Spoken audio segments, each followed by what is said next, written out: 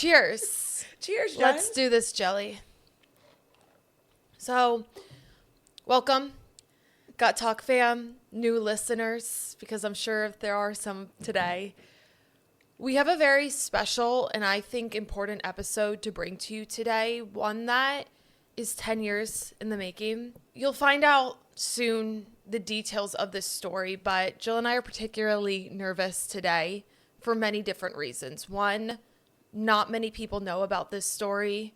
Two, it was extremely traumatic in Jill's life and really rocked our family for a very long time. And I first want to ask you why. Why are you sitting with me today sharing your story? Well, I think to get the clickbait over with, I was kicked off my Division I softball team without any warning and without any reason, and it flipped my entire world upside down. It destroyed years and years of hard work. It completely broke down my love for the game that I was so passionate about. And by doing that, it then took its antennas and destroyed friendships and relationships and trust and self-worth and so many other things that we'll get into. And so I am sharing that because one is we have built this community, and what happened to me in 2016 shaped who I was in so many different ways, not necessarily all bad, some are good. And it feels weird that our Gut Talk community doesn't know this story, because I do a lot of the things that I do and I am the way I am because of it.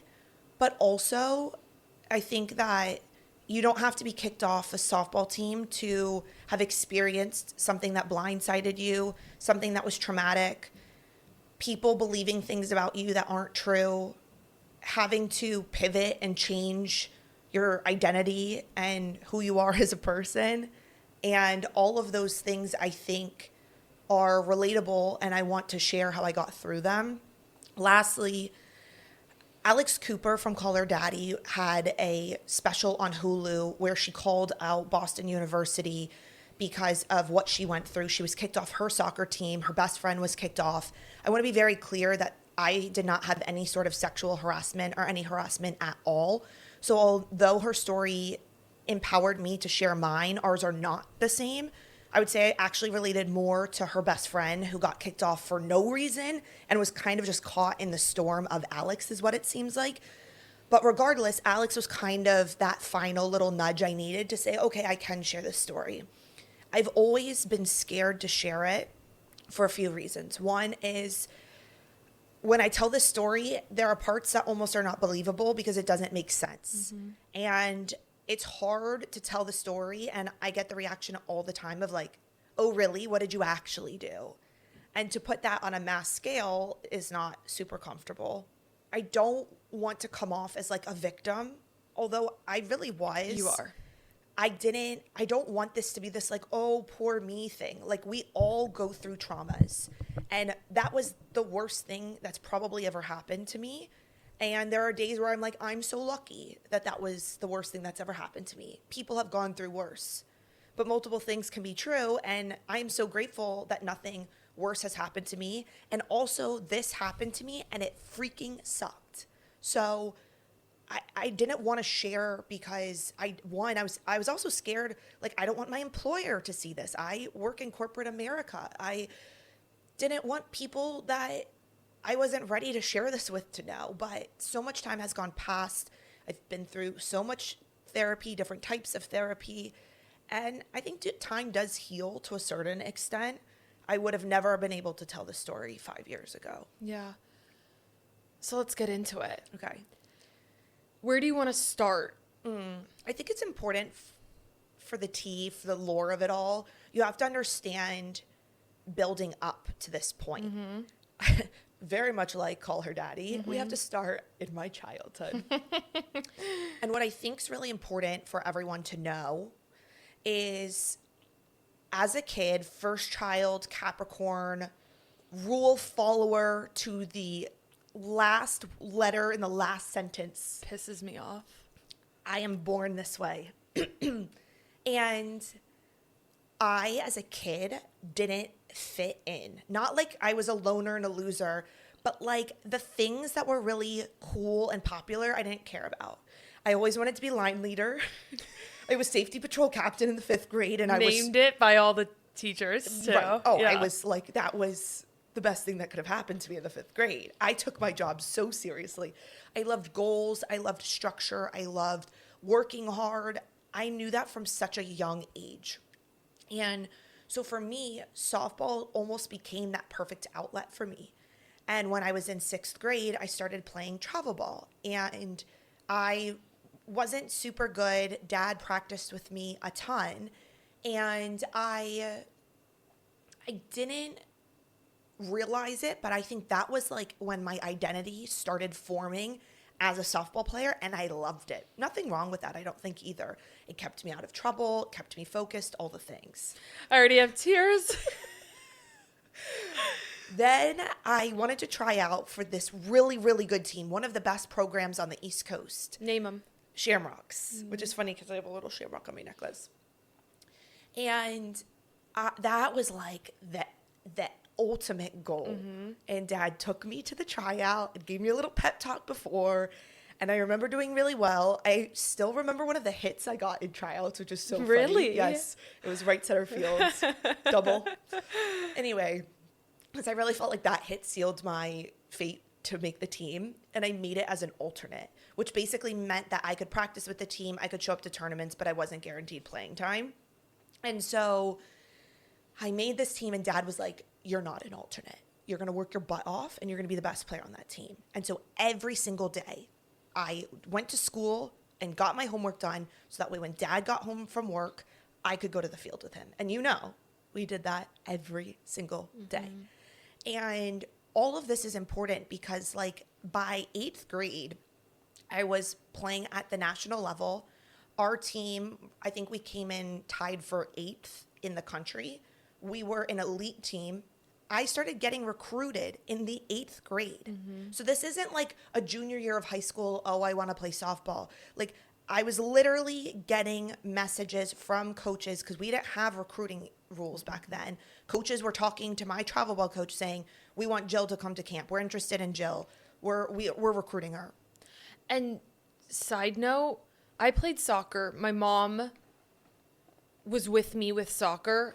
Dad was with Jill.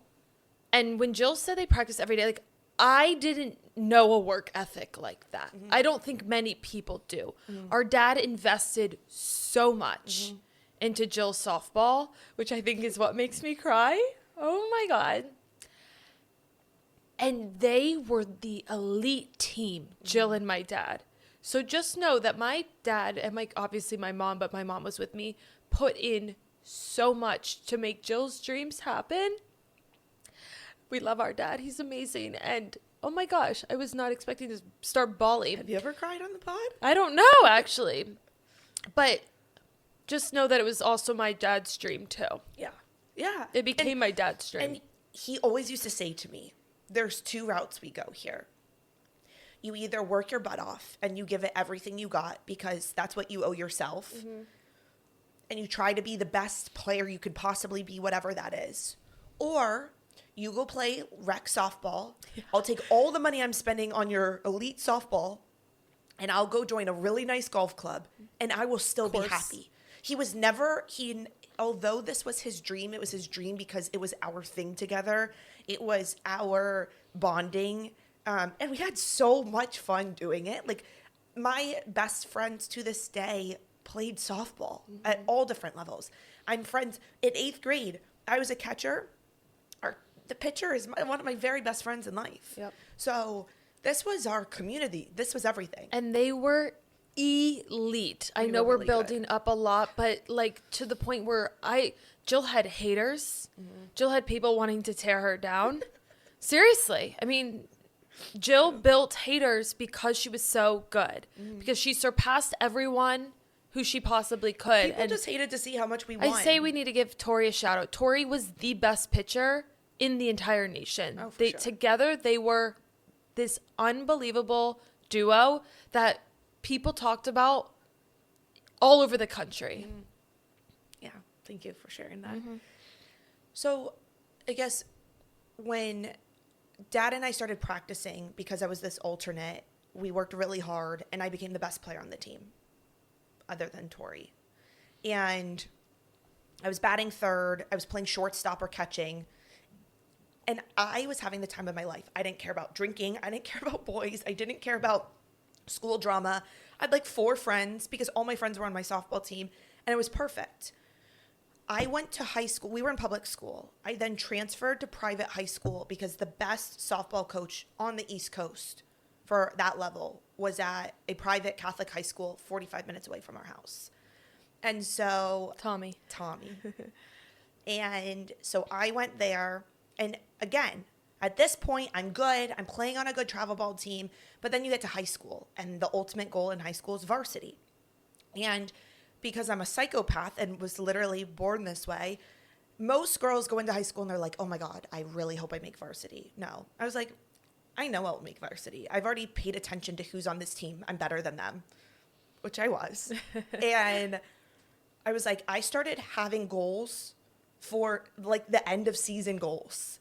I wanted to be all conference. I wanted to be all state. There's an award called All Met, which, because we're from Virginia, it's the best in DC, Maryland, and Virginia. I wanted to be first team All Met as a freshman, which didn't happen all that much. So I go into high school. I have no friends. I hate it. I have no one to sit with at lunch. I end up sitting in my coach's office, who I ended up, even when I made friends, I sat in my coach's office for lunch every day for 4 years. And it was, we talked softball the entire lunch period. Every day, you guys. Every day. Couldn't have been me, but it was so chill. I loved it. He was one of the best coaches. He was amazing, We too. deep dived into what makes players great. I mean, like, it was a course, really. A 4-year softball course. So, as you can imagine, my freshman year goes off, and little Jilly gets everything she wants. I'm first team All Met, I'm first team All State, first team All Conference. We win our conference championship, our state championship. We went 33-1. I still remember that. That's psycho, but... And I become popular, not because of who I am. I didn't wear makeup to school, and I wore my hair in 2 braids because I didn't have to wake up earlier if I didn't have to do my hair. I was starting to get invites to parties that I had no business getting invited to because I was the standout freshman on the softball team. I was in the newspaper. I was getting the awards, right? I'll never forget, in the lunchroom after I made All Met, our friend now, Josh, he was captain of the football team. Him and his football buddies come up to me. Michael Katz was at the table too. And Mikey. And they go, hey, are you that freshman that won All Met? I go, yeah. Now, most girls being freshmen, having juniors and seniors in high school on the football team come up to you, probably would have peed their pants. I'm like, what do you want? Yeah. They're like, oh, congrats. That's cool. I go, thanks. Walk away. Don't care. I'm so softball-minded. And I can recognize now that it was probably a little bit unhealthy to be so obsessed in one thing, right? Sure. I think it's good to have multiple interests. But that is why you were so good. Right. Right? Yeah. So high school continues to go well. We win 3 state championships, 4 conference championships. I bawled my eyes out for like hours when we lost in the state championship. Like, that was obviously like the second, no, I'm kidding, second worst day that's ever happened to me. I started getting recruited. Tori committed right before the start of 9th grade. And I started getting offers my freshman year in high school. Dad would not let me commit. He wanted me to look around at different schools, but UNC was my dream school. It was 4 hours away from our house. It was in the ACC. I grew up loving basketball. I thought UNC's colors were so cool. Beautiful university, great academics. It was my perfect school. Once UNC offered me the end of my freshman year, I refused to look anywhere else. Wisconsin was super interested in me. There were 5 or 6 schools, and this is just my freshman year. Exactly. I was like, and you could have been recruited by anyone. But I was so dead set on UNC that I refused to go to schools. And Chapel Hill, to be specific. UNC Chapel Hill. Finally, the summer after sophomore year, Dad let me commit. I never wavered. I was UNC obsessed. I'd been to like 6 camps down there. I was just obsessed, and that was me manifesting it. I think like I saw it. Commit my sophomore year, and then I end up playing on a travel ball team out of North Carolina because my coaches wanted me to play for this team. They kind of can do that once you commit. Senior year, I played for a team out of New Jersey. Again, we're from Virginia, so this is like my whole life. We didn't play my junior or senior year. I never played another tournament in Virginia. We played nationally. So again, like go to school, finish school, get picked up by Tori's dad, drive to Maryland, go to a pitching lesson in Maryland where I catch her, drive to Virginia, go to team practice in Virginia, do my homework, go to sleep, and repeat. My life was softball. So I think everyone gets it, right? Yep. Having the time of my life. My dad and I are so close. Mom was the greatest supporter, but I could have gone 0 for 4 in a game, which means you get 0 out of 4 hits. And Mom would have been like, you did so great. You tried so hard. And I'm like, don't speak to me. Meanwhile, I went 0 for 4 and Dad's like, you're grounded. Not really. But he was like, we were so intense about it. And Mom's like, you looked great out there and you tried. And I'm like, tried? That's not what we're measuring, Mom. Right. I try every single day. Anyway, so finish softball, go to UNC. And I do want to make something very clear. The coaching staff at UNC currently has nothing to do with the coaching staff that I was coached under. So this is not a reflection on the current program. Someone I love very dearly is an assistant coach there. I do not want to bring negative attention. That's not what this is about. It's my experience. Right. So if you, for some reason, are listening to this and you're looking to go to UNC to play softball, Go. Because it's an amazing university. And the assistant coach is one of my best yeah, friends. and we love her. Yes. This is previous. This is 10 years This is ago. 10 years ago, exactly. And when I got to the school, there was a lot of drama on the softball team. I remember my first week, we were eating in the cafeteria with a lot of upperclassmen, and they were explaining to me the different cliques, who got along, who didn't, who kind of like ran the show, all of that kind of stuff. I didn't regret my decision, but I was like, oh, I didn't know any of this coming in. It taints a excitement, right? Like it's almost like a don't meet your heroes thing. Yeah, This was such a perfect story for me that it was just the reality of it all. But I had so many friends, and we were good, not great. We had a lot of talent on our teams. I probably shouldn't say this, but I'm going to. I think we were really poorly coached, which maybe sounds biased considering what I'm going to say later. But I had way better strategic coaches at my travel ball and high school level than I did at college. Now, some assistants came and went that were really good, but like one assistant who is now the head coach at Georgia, you could tell there was a ton of strategic disagreement. Well, let's just say, too, how long did she coach and she won how many? Yeah, I mean, she coached over 30 years and she won 1 ACC championship. Pathetic, sorry. The proof's in the pudding. And to compare, I'm ruining the story a little bit, but I ended up transferring to Duke and what? Don't ruin the story. Well, no, there's a lot to it. But my point in saying that is they've been around for 9 years and they've won 2 ACC championships. So it just kind of shows you the different level, right? Yep. We'll circle back to that. I got to the next level. They changed my mechanics. I couldn't hit myself out of a paper bag, which just really means that I sucked. I was up, I was down, my mental health, my physical health, everything went awry.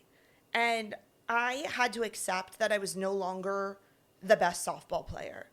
I double majored. I threw myself into community service. I partied. I had fun. I made friends.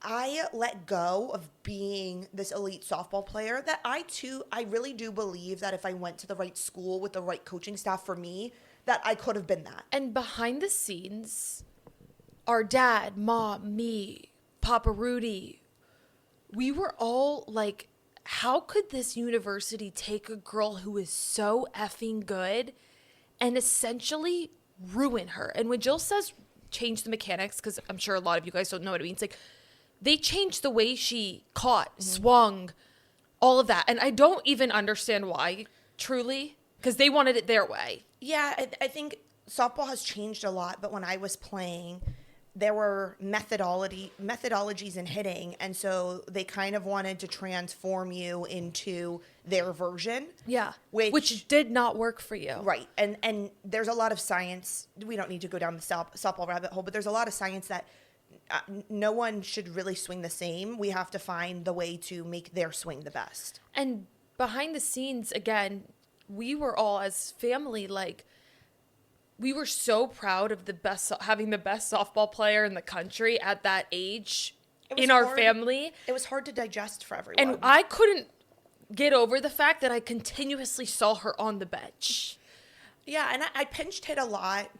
Again, if you in don't the know worst softball, situations. This was the most frustrating thing. This was the most frustrating thing. They would throw her in at like the last play of the game when they were losing and they needed someone to come up clutch, aka the most pressure situation possible, and threw in a freshman who barely saw field time at the beginning of her collegiate career. Like, absurd times to just, again, crush somebody's self-esteem. Yeah, no, it became like a running joke. It was a joke. When it was like the most inopportune time to be subbed in. Yeah. My teammates used to be like, Jill, next thing you know, I'm in. There she goes. I could dive so deep into a lot of the Sure. softball stuff, but this isn't a softball podcast, so I'm going to keep going. I finished my freshman year, and you have an exit meeting when you leave for the summer. This is not unique to UNC. Everyone does this.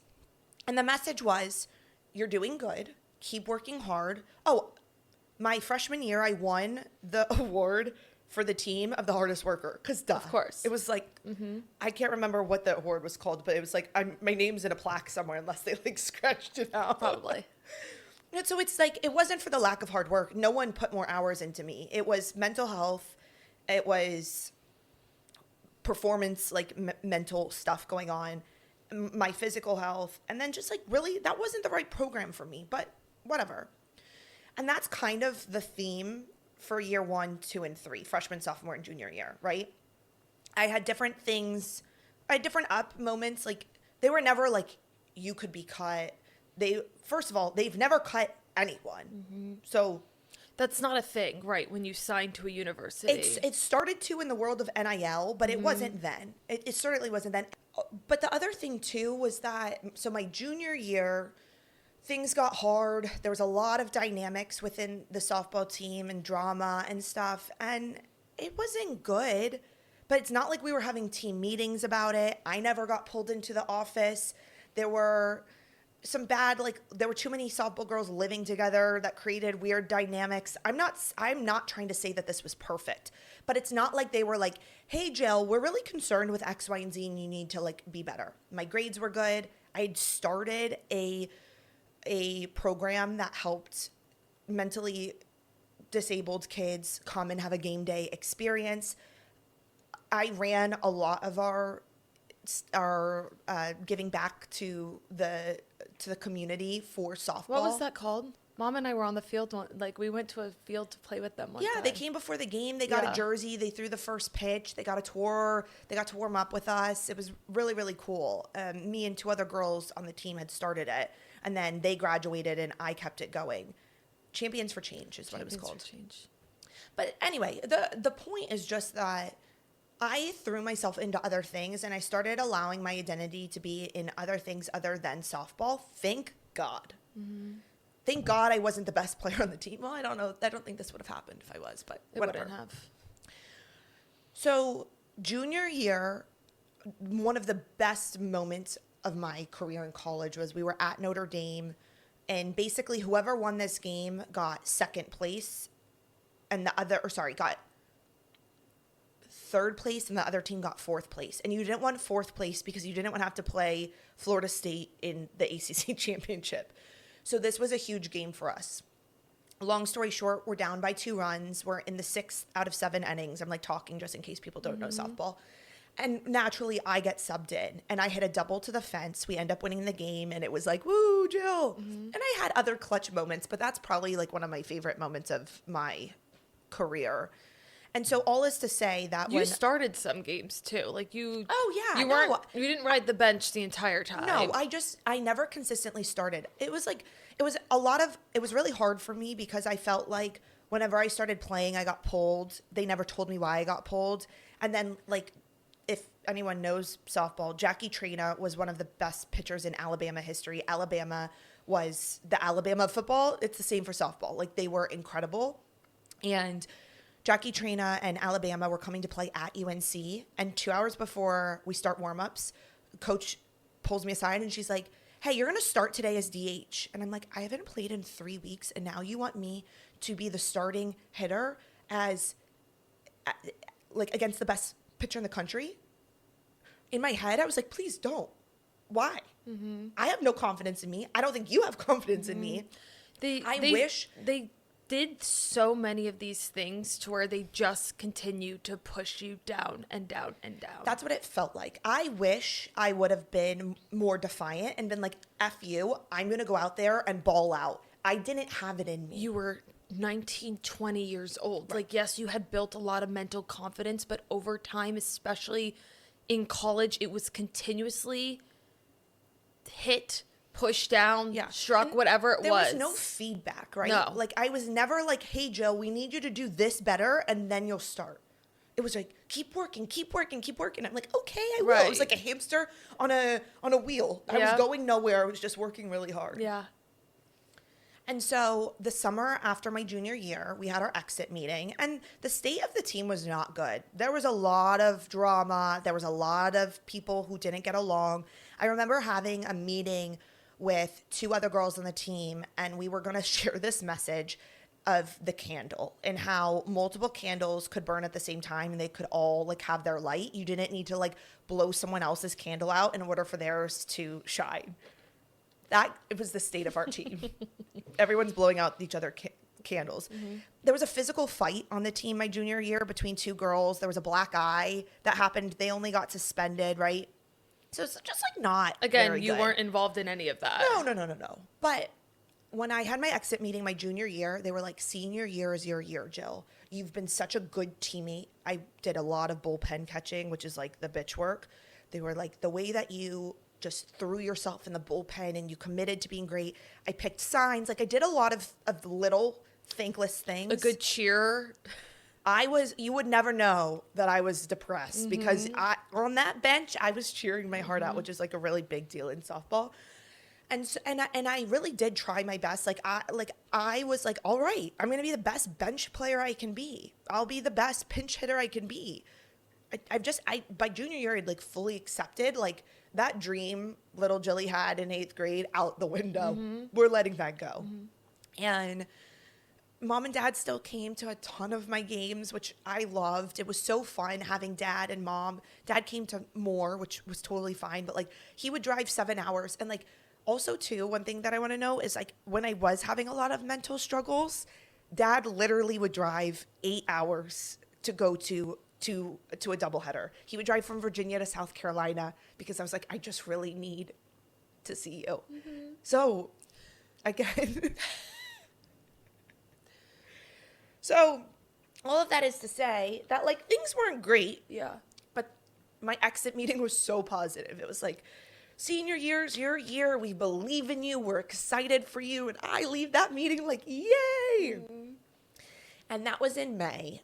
And then I believe it was June 16th, not to be too specific. I was working at Lululemon because I wanted a discount. So I was working there over the summer. And I got a call.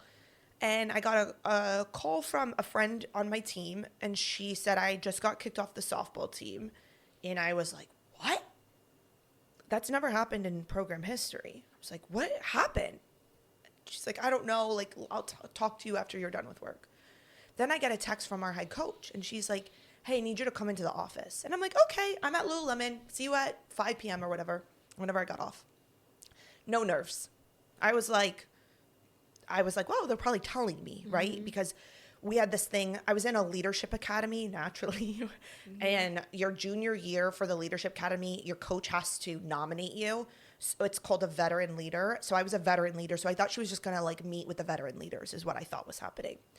I get into the office at UNC at the softball field, and one of the coaches isn't there. It's just two of the coaches, and the room is dead. The vibes are horrible. Sit down. I'm like, hey, coach. And very quickly, they tell me they're removing me from the softball team roster. I can keep my scholarship, and if I want to transfer, they'll help me. I've never been grounded. I never went to timeout. I've never had a speeding ticket. I don't like breaking rules. And now you're telling me that I'm getting kicked off of my lifelong dream of being a collegiate softball player with no warning? What? I remember freezing. It took me a few seconds, and then tears started hitting. And I was like, is it because I wasn't the player you recruited? You recruited this like all-star elite athlete, and I didn't perform. And they were like, no, it's who you are as a person, or something to that similarities. And I lost it. I started bawling.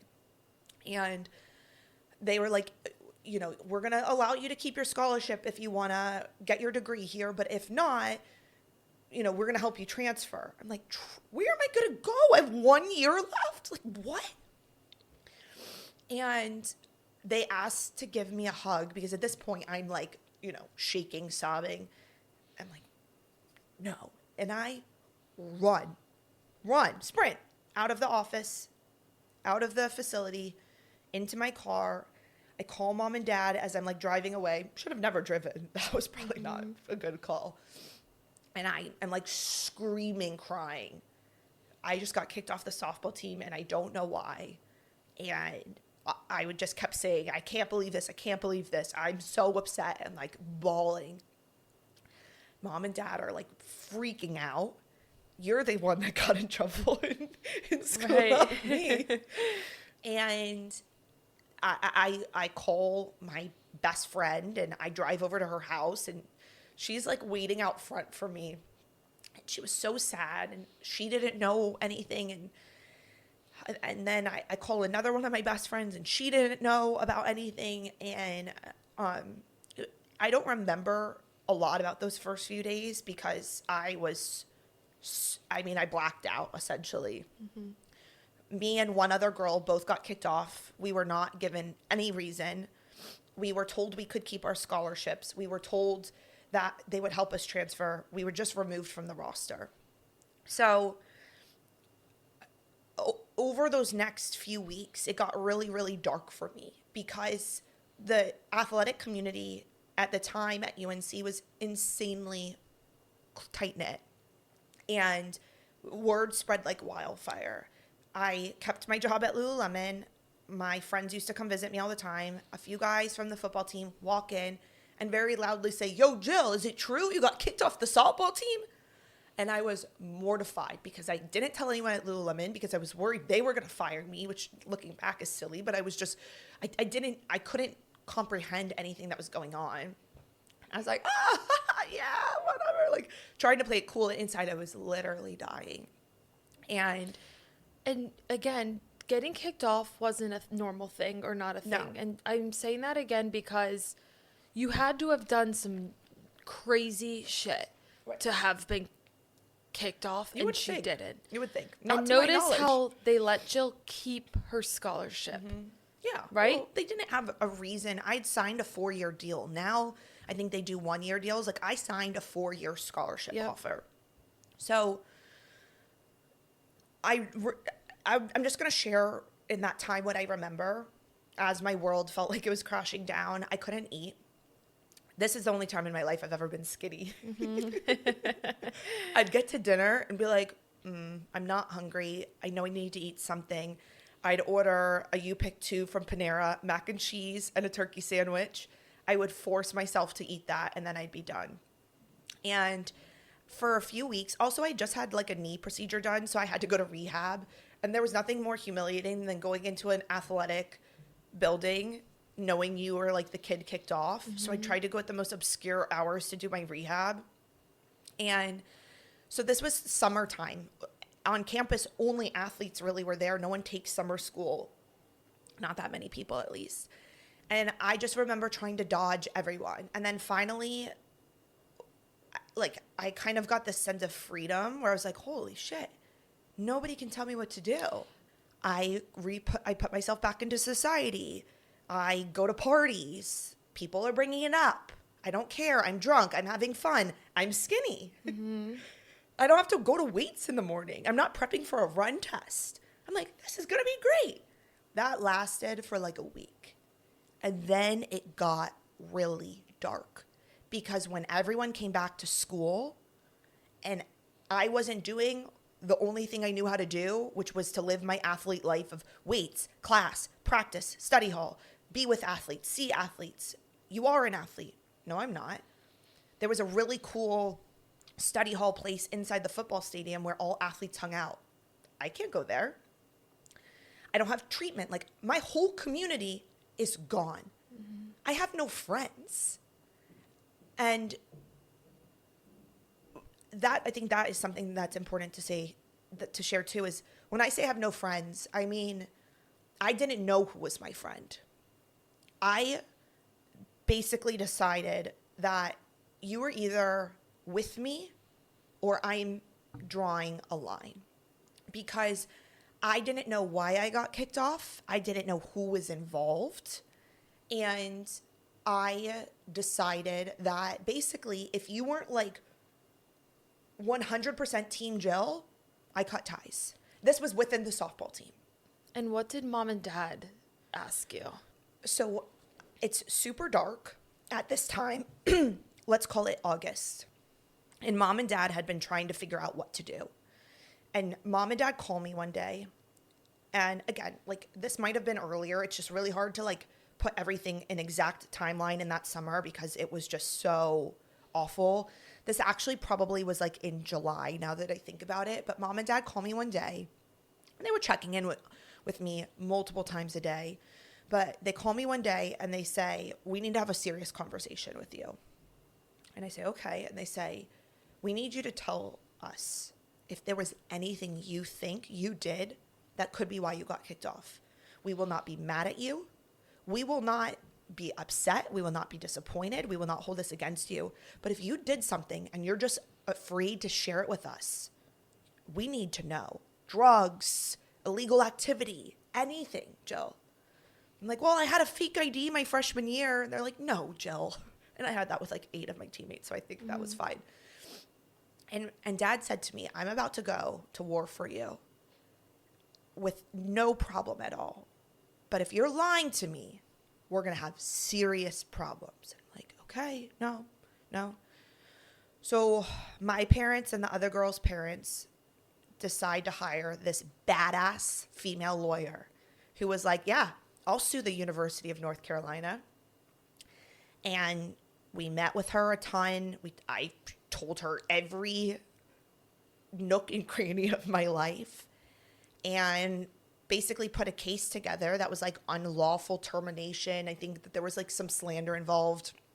The slander was Title IX too, was it? Title IX stuff, yeah. The slander was funny because you never want to get into a slander case. They're almost impossible to win. And if you do have to go through that battle, it gets dirty. And I just distinctly remember our lawyer saying, you don't actually want to go to court with a slander case. I'm going to put this on here, but they will ruin your life trying to prove their innocence. And I was like, okay, understood, trust you. The way our parents approached this was before filing the lawsuit, they met with my head coach and then they met with the athletic director. So they didn't just immediately sue. They were like, let's get to the bottom of this. When they met with the head coach, mom apparently was so bad cop, dad had to play good cop. And they made a lot of accusations that were utter lies that could be backed up. One is particularly funny that I know Danny wouldn't mind me sharing. So my best friend Danny had transferred to Hawaii, and so she was no longer a part of the program. And when Danny was at UNC with me, if she got drunk, she would at any point in time decide, I'm running home, and sprint, run miles back to the apartment. And the way that it was phrased when mom met with the head coach was that I encouraged / forced underclassmen to run home. And Danny and I giggle so hard about that because one time we were in a moving taxi and Danny's like, I gotta go. And I'm like, Danny, no. She gets They out were of it. reaching. What? They were so reaching. Right. I'm literally like, Danny, I'm not like, go, or you have to go. I'm like, Danny, no. Lights, we hit a red light. Danny exits the taxi and you just see her book it down the street. So they took truths and they manipulated them and twisted them to try to make the story out that I was such a bad influence on the rest of the team that I needed to be removed, which was funny considering my exit meeting went really well. I was a veteran leader in which she nominated me for. I was a double major with good grades and I was head of our community service. You didn't really paint a good picture for how I was a bad influence. Maybe I had drama with girls, maybe this, maybe that, whatever. Sorry, we were 21 in high school or in college, sorry. Put 25, 18 to 22-year-olds in a room, there's going to be drama. Sorry. So to just help with the timeline real quick, mom and dad met with the head coach, BS. They met with the athletic director. He was like, I'm appalled. I can't believe this. We're going to conduct an investigation. They ran an investigation and they couldn't find any evidence that was so substantial that they could overturn the decision. It's like, oh, really? Because any teammate I talked to didn't get interviewed. So that's funny. I know of 2 that did. And quite frankly, they're snakes. Sorry. Anyway, that's why they sued. They tried to handle it the appropriate way. The university wasn't having it. Therefore, mom and dad said, no problem. And they invested in a lawyer, and we settled out of court. The UNC wanted nothing to do with it because it probably wouldn't go well for them. And I got in the settlement everything that I wanted, which was great. I'm not going to disclose that because I do briefly remember signing an NDA of sorts. I don't think it's 10 years long. And also, like, see you in court, you know? To kind of sum up my senior year, I was in a very, very dark place trying to have fun. I was miserable. I was depressed. I had fully lost who I was. I remember spending so many hours just trying to get out of bed, and I couldn't. One time, I was so down that I called mom, and she hopped on a flight the same day that I called her. And she came for like 48 hours and just was there. We went to, what's the like chain Asian restaurant? PF Chang's.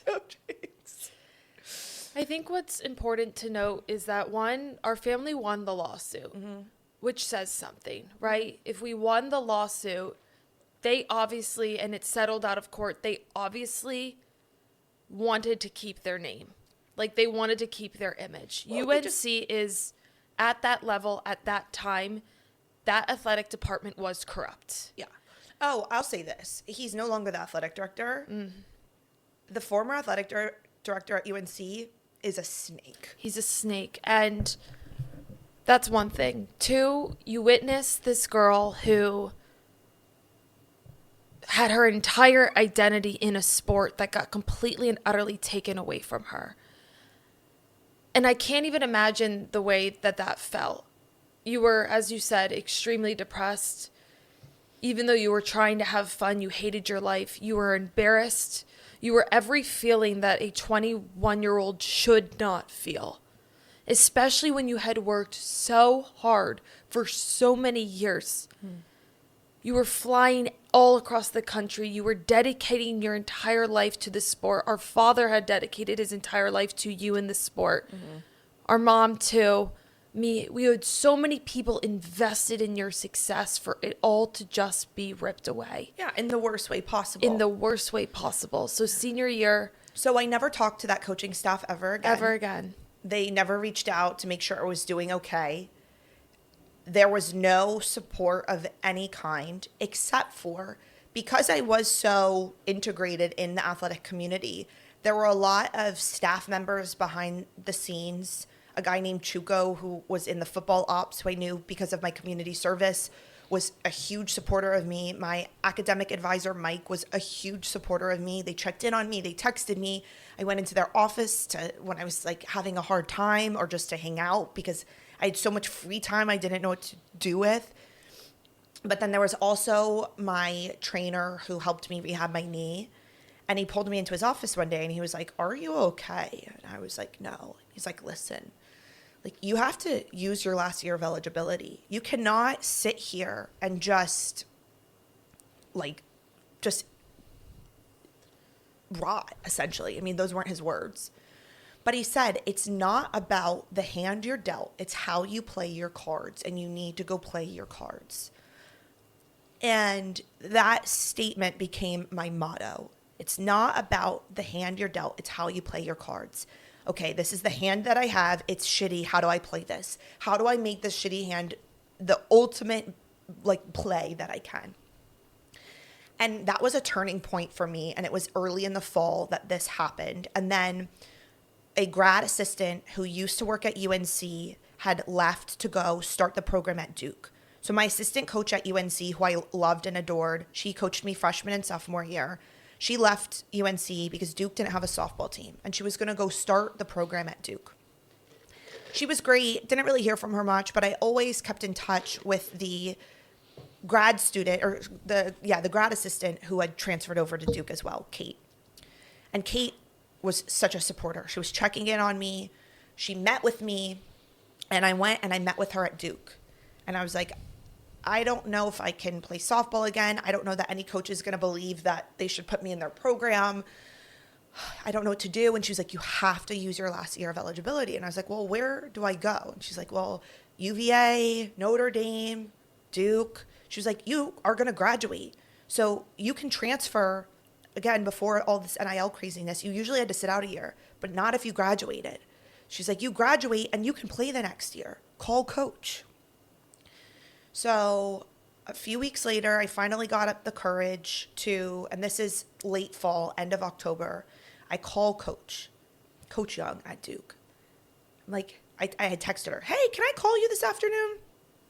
So I call the head coach at Duke University on a random afternoon, and I say, hey, I have a year of eligibility left. If I can get myself academically into Duke in a master's program, can I come play for you? And she said, yes, you can.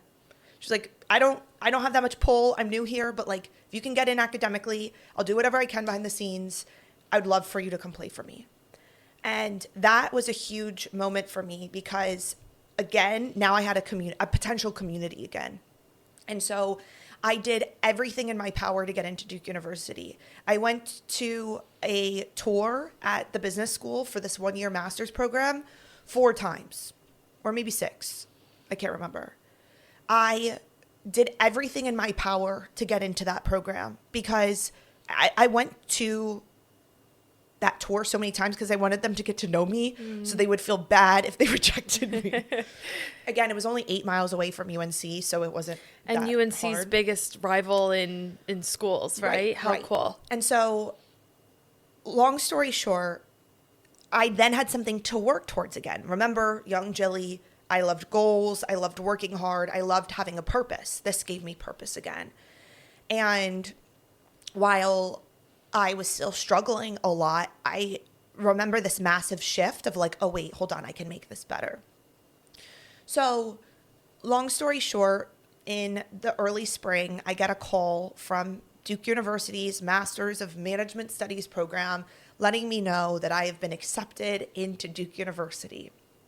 And I remember we called it the trap house. I lived in this really bizarre house my senior year. Remember being in the trap house and just like falling to the floor. Like I had worked so hard for so many years and my story wasn't going to end badly. My story was going to end up with me on top. And like, it really was that serious. This is not dramatic. Like this was 15 years in the making? No, 10. And so call mom and dad. They're so excited. Dad says to me, because I had told them so many times, it's not about the hand you're dealt, it's how you play your cards. And dad says to me, you played the highest card. You couldn't have scored better here. Like now, What was the card? Ace of Spades, the highest card that you can get. I have an Ace of Spades tattooed on my rib cage because for me, what that means is no matter what hand you get dealt, You find a way to make the best out of whatever opportunity presents itself. And sometimes the solution isn't staring you in the face. Sometimes it takes a lot of time and a lot of work and a lot of pivoting to get where you're supposed to be. But I really believe now, 10 years later, I was supposed to get kicked off that softball team. I had to learn a concept called radical acceptance. When I was in therapy, I had a really hard time with what do people think about me? I don't have a reason. People think bad things. And how do I get past this? And my therapist said it's radical acceptance. It's being so at peace with the idea that anyone could be thinking anything about you, and that is not your job to change, manage, or deal with. She's like, you're not running for the president of the United States. What other people think of you is none of your business. And from that point forward, I don't get embarrassed almost ever.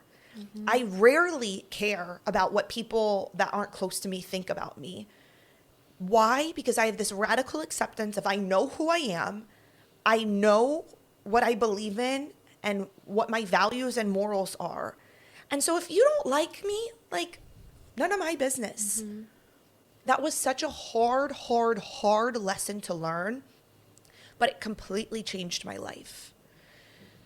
To wrap up the story, I end up getting into Duke. I'm a grad transfer. I'm a fifth year in a team of almost all freshmen, 18 freshmen and 4 transfers. Mm-hmm. And in the fall, this is also really important to say that when I decided to go get my master's at Duke, Mom and Dad were like, sure, you can go to Duke. And they paid for it. Mm-hmm. It is not lost on me that most people do not have that gift. So I go to Duke. I'm a walk-on. I'm with all freshmen. And she's a senior. She graduated. I become captain. Yes. Team one. I become captain of the team. I really invested into the team. We did fine. We came in 6th out of 12 in the ACC. For the first year ever. We did well. It was a shit show. Uh-huh. They're now a perennial powerhouse. And the funny part is, so I fell in love with the game again that fall. I was hitting better than I had hit since I was in high school. I was like, oh my God, maybe I'll make all ACC at Duke. I start becoming Jill again. I'm setting goals. I'm putting in extra work. I'm having fun. 1 week before season starts, we're in a scrimmage. I dive back to a base. I tear my labrum, and I played the entire season with a very torn labrum. There are very few photos of me playing. I had to play outfield because I couldn't catch. I look like a football player because they had to wrap my shoulder essentially in for extra support before every game. I missed the first month and a half of season, and I share that part because I'm back thinking I'm going to have this dream, and you have to pivot again, and you have to make the most out of the hand you're dealt. And what that taught me was sometimes it's not about being the best. Sometimes it's about the impact. And I invested in being a good teammate. I invested in trying to share the hard lessons. There was a lot of accountability holding for freshmen who had never played. And I really did my best to become almost like the big sister mom, because my softball skills weren't necessarily going to be where I lived. They ever were. I think I hit 1 or 2 home runs that season. Mm-hmm. I did fine.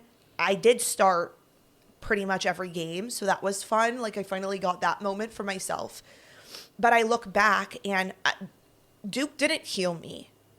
I went to therapy every single week, at least one time, forever. I still do.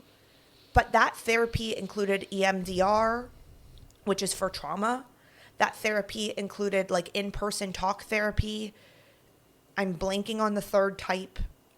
But we did basically everything we could to rewire my brain to help me release some of the emotions that I held through being kicked off.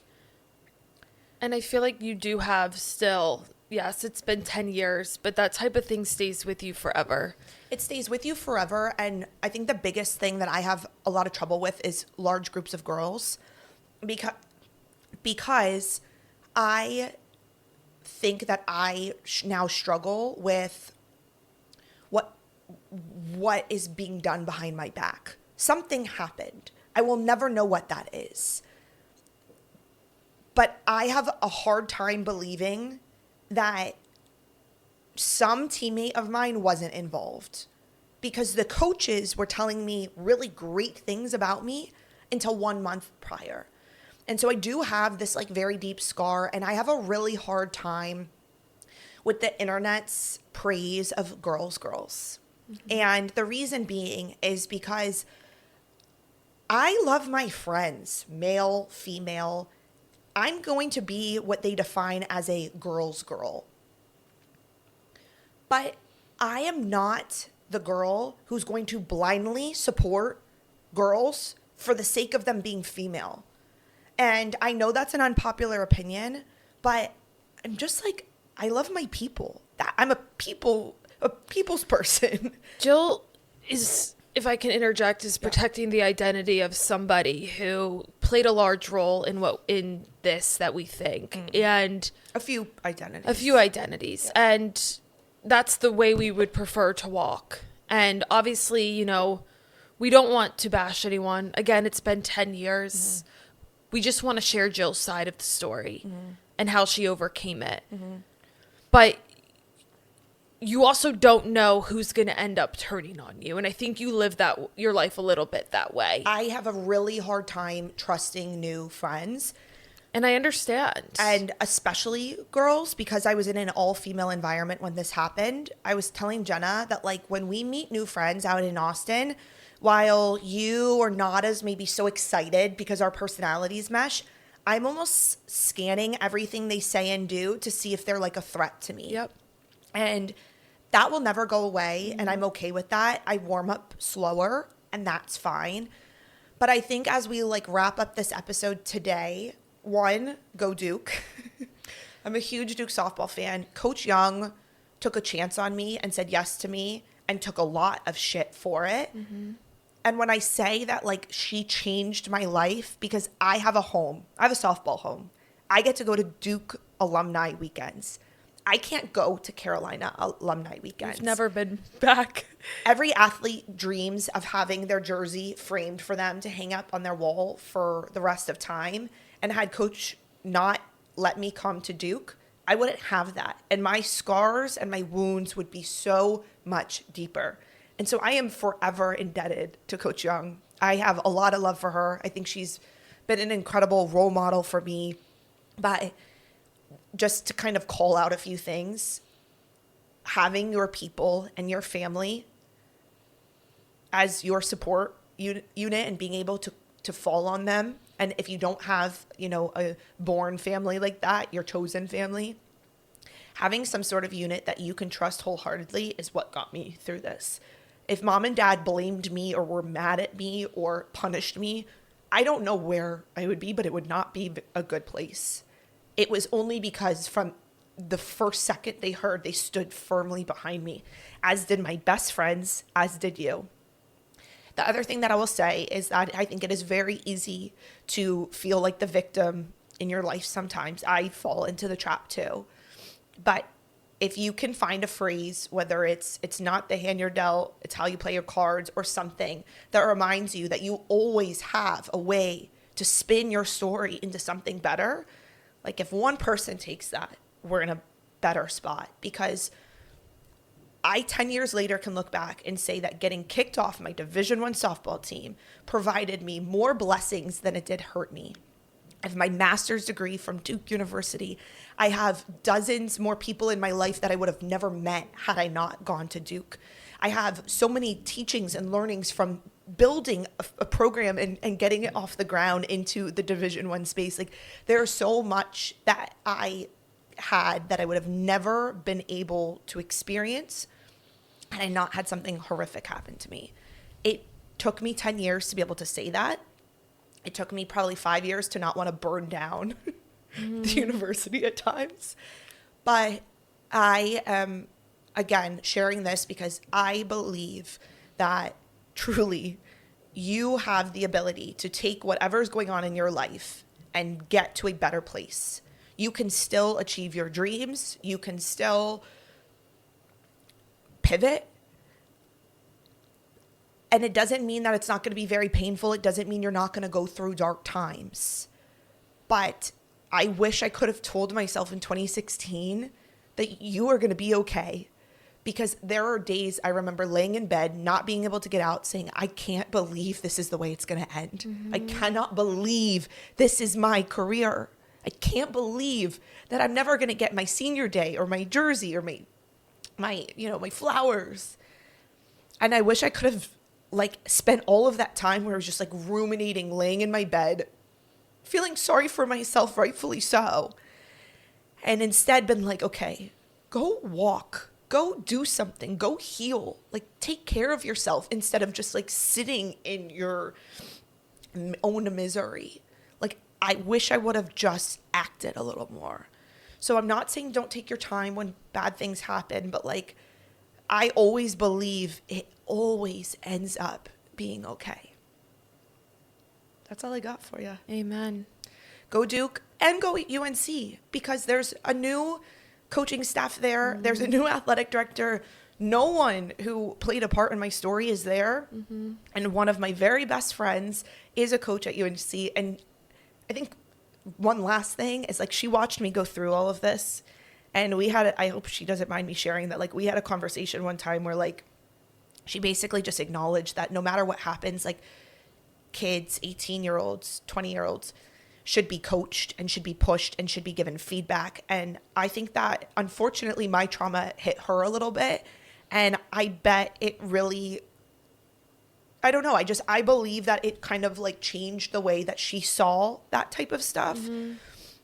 Even if my trauma wouldn't happen though, I believe that she positively impacts so many people. And therefore I watch UNC softball games. I cheer for them. I want her to be so successful and I want the program to be so successful. There are so many girls, smart girls that are capable. I just hope that at the end of the day, Duke wins because I'm a Duke. And this is just bonus content essentially, but something, not to make this about myself, but watching Jill go through athletics as a D1 athlete, made me not want to do it and was part of the reason why, aside from having too many concussions and a horrible back, it made me not want to play because your story is not the only story. Mm-hmm. I know 5 other people who've been negatively impacted by D1 athletics. Yeah. We watched Alex Cooper's documentary. Something's got to change because I think more people than not get destroyed by college athletics. Mm-hmm. And I don't know where it changes. I don't think we're going to be the voices of it. Yeah. But it's really baffling to me how kids can work so hard and get to the highest level and really be teared down. I think with NIL, I'm very pro NIL because mm-hmm. I love that kids can make money. I love that they're being paid for their contributions they especially make to the university. If you're in a sport that you weren't going to go and make a ton of money playing professionally. Right. So I think NIL is great. And I do think the conversations around mental health have really changed. At Duke, we had a sports psychologist that we didn't have at UNC. So I do think the landscape's developing, but who knows, maybe this is a conversation for another time where we can talk about if my kids want to play, this is what I think. This is what I tell young athletes. I coach at a high school now because I really understand the impact that coaches can have on players. And so I want to give back in ways that maybe I didn't receive or at some points receive. And so I think that there's still a lot of positives that can come from high level athletics. I just think that there's things that parents and players should be aware of and watch out for and look for during the recruiting process. And the last note is that mental health was not the way it is today, right? It wasn't looked at as seriously as it is today. So I think maybe things have shifted in that way, but it's a huge factor, and it's a huge factor of the sport, and it can really ruin you mentally too if you have the wrong people around you or the wrong coach or the wrong teammates. So but thank you for sharing. It feels good. I hope it feels good, and I hope people enjoy getting this glimpse into you and your softball career and the event that truly shaped your life to bring you to where you are now. And we didn't talk about it as much, but it made you wildly sick too, right? Like, and it really impacted your body negatively, there's something really massive to say about that, as far as how much trauma can impact you physically. So maybe there's a part 2. Thank you guys so much for listening to this. If you love this episode or love this podcast, subscribe to our YouTube channel, to Apple, to Spotify. Leave us a rate and review if you love it. We appreciate it so much. This is a podcast of 2 sisters. It's produced by us. And yeah, we're excited to see where we can take this. So, Jilly, signing off. Love you. Love you. Bye. Bye.